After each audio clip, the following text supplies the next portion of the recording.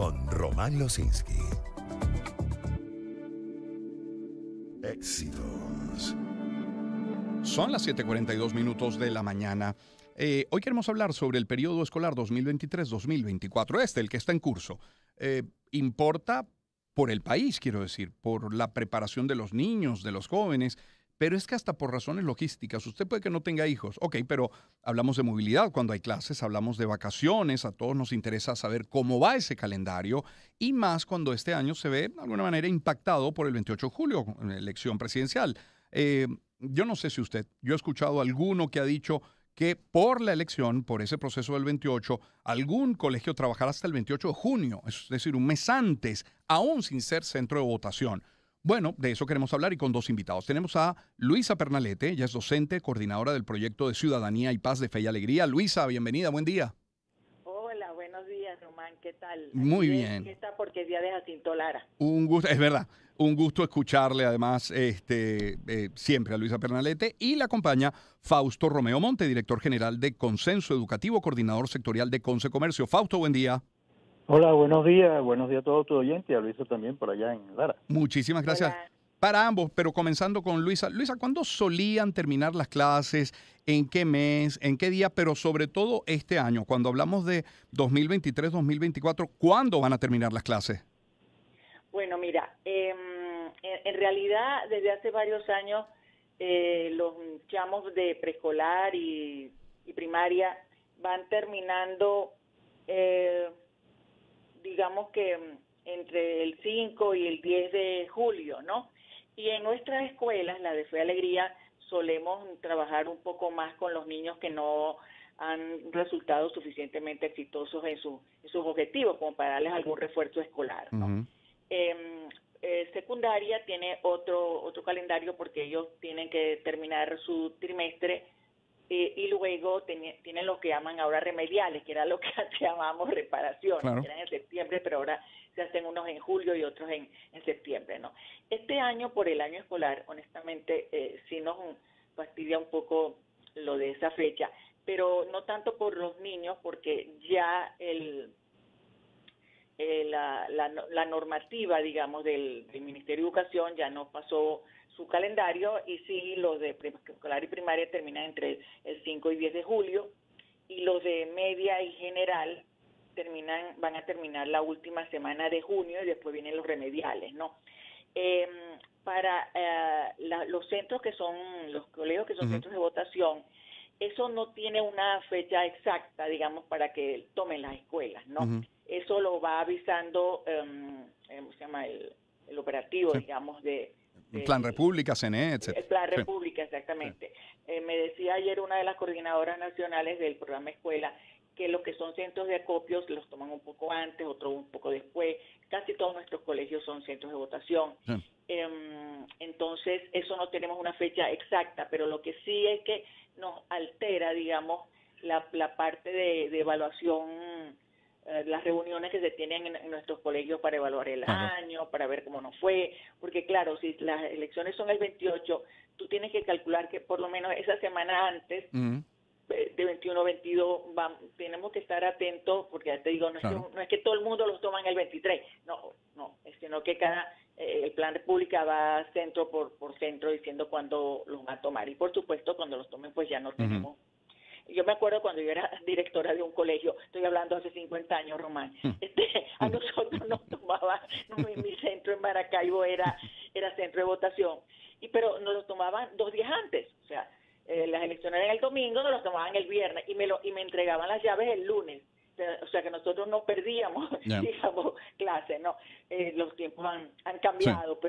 pero ciertamente yo hubiera preferido que esas elecciones fueran en otro momento, que no alterara el fin de año, porque el fin de año es muy importante para nosotros. Claro. Pero bueno, Fausto ya también. Ya lo tiene establecido el ministerio. Claro, como les decía, Fausto Romeo Monte también está con nosotros, era la voz de Luisa Pernalete. Fausto, ¿qué vas escuchando, qué vas recogiendo de las instituciones privadas? Y pregunto en ese sentido, esta de la fecha de cuándo terminar, ¿es una decisión unilateral de colegios y escuelas? ¿Es en acuerdo con los padres y representantes? ¿Tiene algo que decir efectivamente el ministerio? ¿Depende solamente del Plan República? Pero, por ejemplo, ya no hablemos del 28 de julio, Semana Santa. Conozco de por lo menos un colegio que dio el día libre el viernes antes de la Semana Santa, dio la Semana Santa completa y en lugar de reincorporarse el lunes, se reincorporaron el miércoles porque el lunes y martes era reunión de profesores. Entonces fueron finalmente 8 días hábiles que perdieron. Entonces a veces se señala al ministerio, al calendario, pero a veces es decisión de los propios colegios. ¿Qué recoges de los colegios privados? Que lo que acabas de decir es realmente verdadero, una cosa que a mí me sorprende también cuando escucho eso y veo, y lo he visto, pero que bueno, con respecto al calendario escolar, prácticamente nosotros, si vamos a la parte de lo que nos entregaron al principio del año escolar, en el mes de septiembre, dicho sea de paso, el calendario escolar por fin llegó a su tiempo. Es más, creo que fue en agosto que ya nos los enviaron.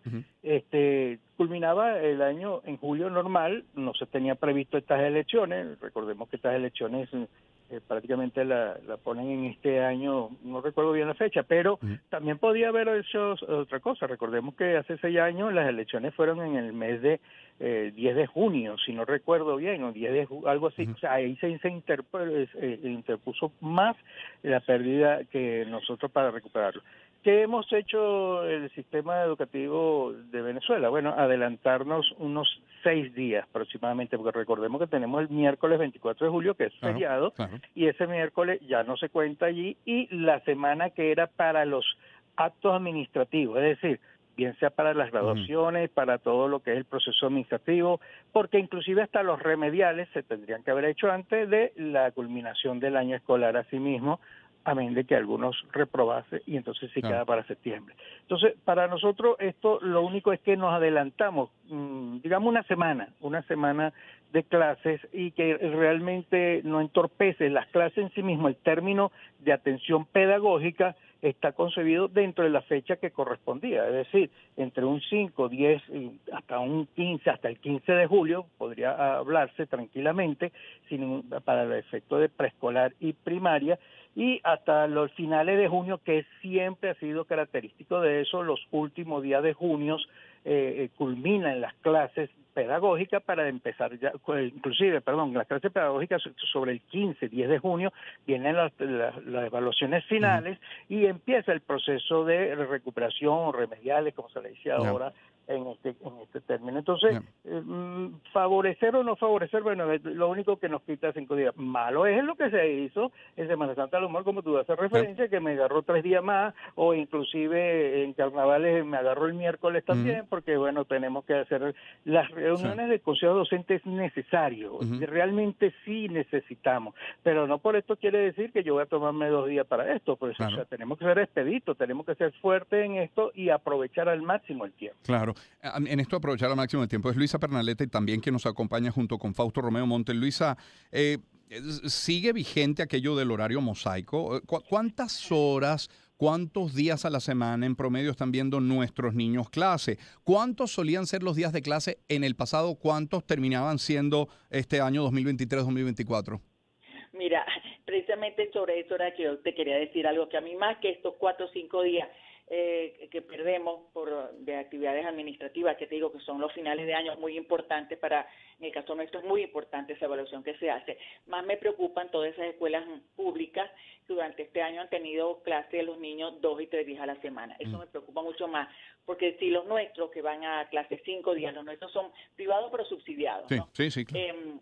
O sea que las decisiones las tomamos nosotros, pues. Pero lo que quiero decir, van 5 días y nos cuesta que aprendan. ¿A qué tal los que van solo 2 o 3 días a la semana? Eso me preocupa muchísimo más, porque bueno, en casi todos los colegios, digo casi todos porque fui a Maracaibo y en Maracaibo las estadales están teniendo, públicas están teniendo 5 días, ¿no? Hay que acordarse que solamente un 14-15% de las escuelas del país son privadas, todas las demás son públicas, entonces la mayoría de nuestros chamos están en escuelas públicas. Eso me preocupa muchísimo más. Además, acuérdate que por esa reorganización del horario, las clases que eran de 45 minutos se pasaron a 35, entonces eso supuso pues también reducción, ¿no? y eso nos preocupa porque, bueno, hasta la ministra ha aceptado que la calidad educativa en Venezuela es muy deficiente, ¿no?